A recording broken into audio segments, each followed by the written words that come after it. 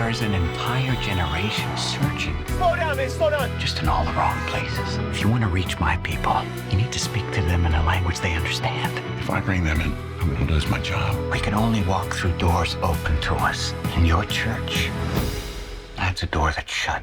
One of the things that I really enjoyed about the film was this idea that Greg wasn't out to seek fame, but rather he wanted his name to mean something. And I think that that's something a lot of people can resonate with. Maybe they want the fame too, but talk to me a little bit about the importance of having your name mean something. Well, a name is an important thing, you know? It was the original job, was to tend the garden and to name, you know, and Adam. And so your identity and the name are so closely related that they're kind of almost inseparable, and having your name mean something broadly or to one person.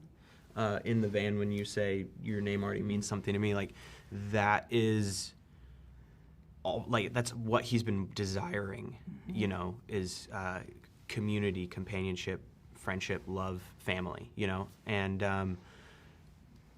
having your name mean something different from fame. There's so much value in it, and it means that you are loved. When someone knows your name, it's almost like they know you in a deeper way than like, oh, hey, your name's John. Yeah. You know? A more purposeful identity. Yes. I like that. That's good. And you know, Jonathan, one of the things that I thought was interesting with Lonnie's character is that he talks about there's all these sheep out there and there's not a shepherd for them. And if they get rejected, how can they even grow or learn without the opportunity to even know truth? Maybe unpack that a little bit for us. Yeah, I mean, you know, Lonnie was coming from a place where his entire generation was seen by the generation before him as almost anathema, like they were untouchable. You know, they're these dirty hippies, you know, and just drug riddled, and that there was no way to save them at all. And Lonnie knew otherwise, and Lonnie needed to communicate that to people. And he just happened to get the opportunity to communicate that to a pastor whose church was dying, essentially, and, you know, of that generation, of the older generation that didn't recognize the value in ministering to these kids, many of whom were runaways and teenagers. And so him having that opportunity to encounter with Chuck and to sort of really, you know, dig a hole into Chuck's heart about what it meant to see those that, you know, just like Christ did, like those that are estranged or on the fringes of society as just as much being loved just as much by God as anybody else. That was huge for Chuck, and as a result, things changed, and this church became essentially a mega church eventually, with the tent and everything, as you see in the film. So yeah, I think, you know, it was I would say it would be divine design that the two of them met and helped, you know, become the catalysts for this movement throughout the country.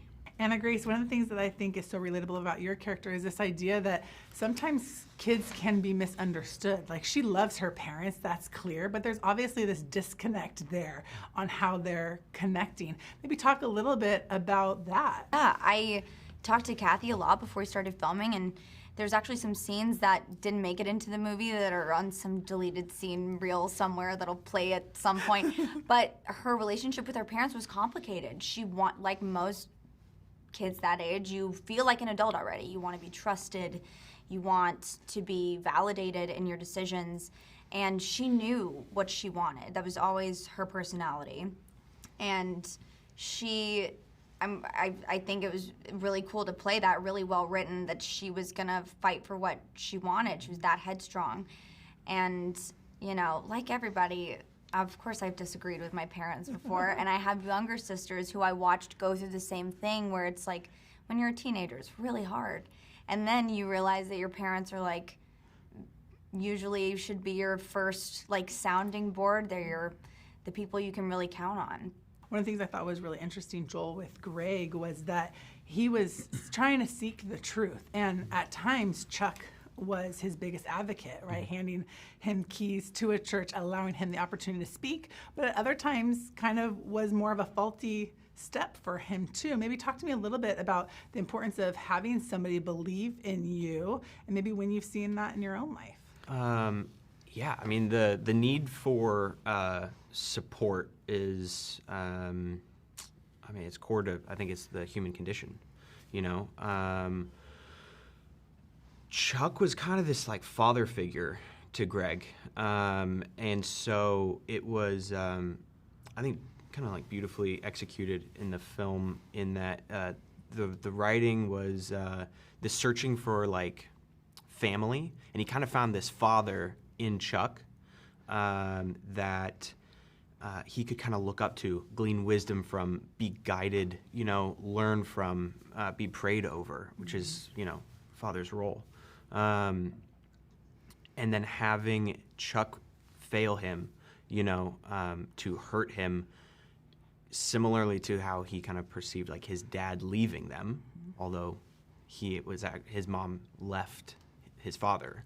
So that relationship of like the father and the son is just beautifully written, you know, by John and John. I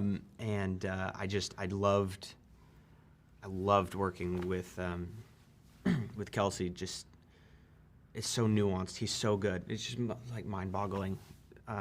Just such an honor to work with him.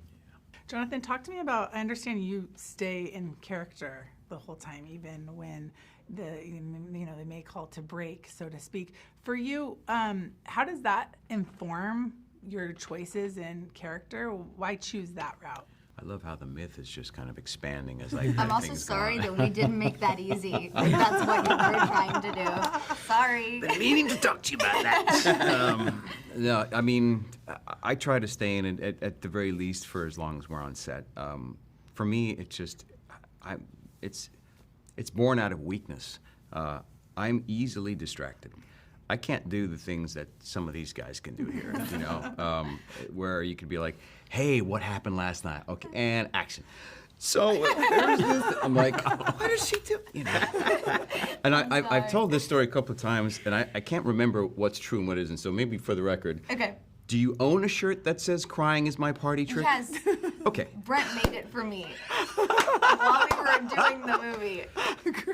Anyways, back to your amazing process. It totally paid off. See, that's a gift. Like I'm not that gifted, so I have to stay in character as much as I can, stay in voice as much as I can, and especially when there's scenes that are heavy or emotional or weighty in some way, I tend to just isolate myself a lot because, you know, I'd rather be hanging out with friends and like getting to know people, but then the performance would be all over the place and everything would suffer. So that's just how I have to work in order to be able to do the job.